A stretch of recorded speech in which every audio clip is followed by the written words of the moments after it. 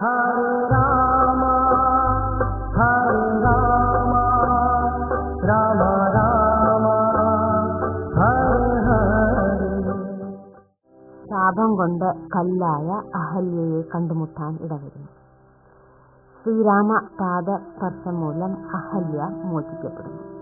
ഇതിന്റെ ആധ്യാത്മിക രഹസ്യം എന്തെന്ന് വെച്ചാൽ, ഇന്നത്തെ ലോകത്ത് മനുഷ്യനും അഹല്യയെ പോലെ തന്റെ ബുദ്ധി കല്ലായി കിടക്കുകയാണ്. ചില സാഹചര്യങ്ങൾ കാരണം, ചില പ്രവൃത്തികൾ കാരണം മനുഷ്യന്റെ ബുദ്ധി കല്ലായിരിക്കുകയാണ്, മനസ്സ് കല്ലായിരിക്കുകയാണ്, വിവേകശൂന്യമായിരിക്കുകയാണ്, ഭാവന ഇല്ലാത്തവരായിരിക്കുകയാണ്.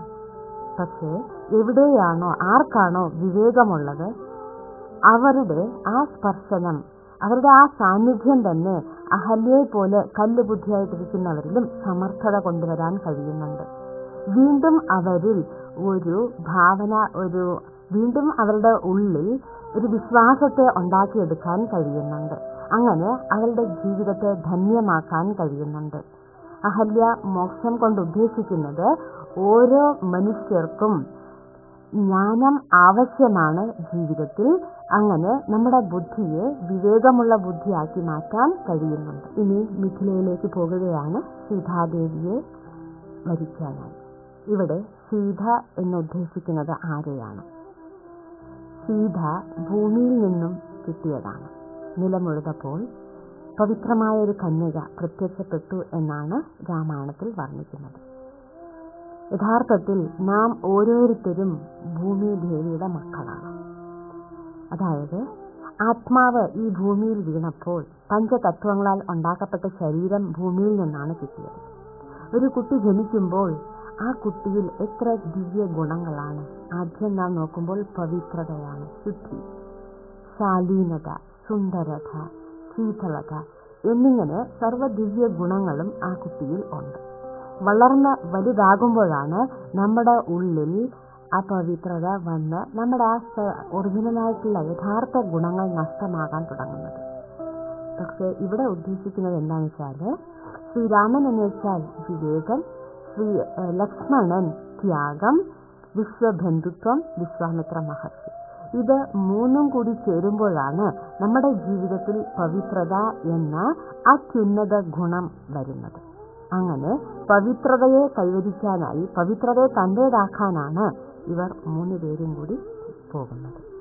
ജനക മഹാരാജാവിന്റെ ഒരു വ്യവസ്ഥയാണ്, ശിവശാപം ഒടിക്കുന്നവർക്ക് മാത്രമേ സീതയെ വരിക്കാൻ കഴിയുകയുള്ളൂ. ഇവിടെ ശിവശാപം കൊണ്ട് ഉദ്ദേശിക്കുന്നത് അഹങ്കാരമാണ്. ഏതൊരു വ്യക്തിയാണോ അഹങ്കാരത്തെ നിശേഷം ഇല്ലാതാക്കുന്നത്, അവർക്ക് മാത്രമേ സീതയാകുന്ന പവിത്രതയെ കൈവരിക്കാൻ കഴിയുകയുള്ളൂ. അപ്പോൾ അഹങ്കാരത്തെ ഇല്ലാതാക്കണമെങ്കിൽ അവിടെ വിവേകം, അതായത് അറിവിന്റെ ആവശ്യം ഉണ്ട്. അതുകൊണ്ടാണ് ശ്രീരാമൻ എന്ന് പറയുന്ന വിവേകം ശിവശാപം, അഹങ്കാരത്തെ ഒടിച്ച് പവിത്രതയാകുന്ന സീതയെ കൈവരിച്ചത്. ഇവിടെ നാം അറിയേണ്ടത്, സാധാരണക്കാർക്ക് ശിവശാപത്തെ ഒടിക്കാനുള്ള ഉണ്ടാകില്ല. ഈ ശിവശാപം സാധാരണക്കാർക്ക് മുറിക്കുവാൻ സാധ്യമല്ല. സ്വാർത്ഥർക്ക് അത് തൊടാൻ ബോധ്യമായിരുന്നു. ഇടുങ്ങിയ ചിന്താഗതിക്കാർക്കും ഭീരുക്കൾക്കും അത് ഭയമായിരുന്നു. അഹങ്കാരം ഇല്ലാത്തവർക്ക് മാത്രമേ നിർത്തുവാനാവുകയുള്ളൂ. ഇവിടെ ശൈവശാപം ഒടിച്ചതറിഞ്ഞ് പരശുരാമൻ എത്തുന്നു. ശ്രീരാമനുമായി ഒരു ഏറ്റുമുട്ടലുണ്ടാകുന്നു. അവിടെയും സമചിത്തത പാലിക്കുകയാണ്. പരശുരാമനോട് മധുരമായ വാക്കുകൾ പറഞ്ഞ് പരശുരാമനെ തണുപ്പിക്കുകയാണ് ചെയ്യുന്നത്. നാം ചിന്തിക്കേണ്ടതായിട്ടുണ്ട്. ദശാവതാരങ്ങളിൽ പെട്ടതാണ് രാമന്റെയും പരശുരാമന്റെയും അവതാരം. ഒരേ സമയത്ത് ഈ 2 അവതാരങ്ങൾ എങ്ങനെ പ്രത്യക്ഷപ്പെട്ടു? കാരണം നമുക്ക് ഈശ്വരന്റെ യഥാർത്ഥ പരിചയം ഇല്ലാത്തത് കൊണ്ടാണ് ഈ ആശയക്കുഴപ്പം ഉണ്ടാകുന്നത്. അതിനാൽ വരൂ, ഈശ്വരൻ ആരാണ്? ഈശ്വരന്റെ നാമം, രൂപം, ദേശം, കാലം, കർത്തവ്യം എന്താണ് എന്ന് നാം മനസ്സിലാക്കണം. ഈ സൃഷ്ടിയിൽ എത്രയോ ജീവജാലങ്ങൾ ഉണ്ട്. അതിൽ ഉത്തമമായ ജന്മം മനുഷ്യജന്മമാണ്. മനുഷ്യന് മാത്രമേ ഈശ്വരനെ തിരിച്ചറിയാനുള്ള കഴിവുള്ളൂ. മനുഷ്യജന്മമെടുത്ത നാം തീർച്ചയായും ഈശ്വരന്റെ യഥാർത്ഥ പരിചയം അറിഞ്ഞിരിക്കേണ്ടതാണ്. ഹരേ രാമ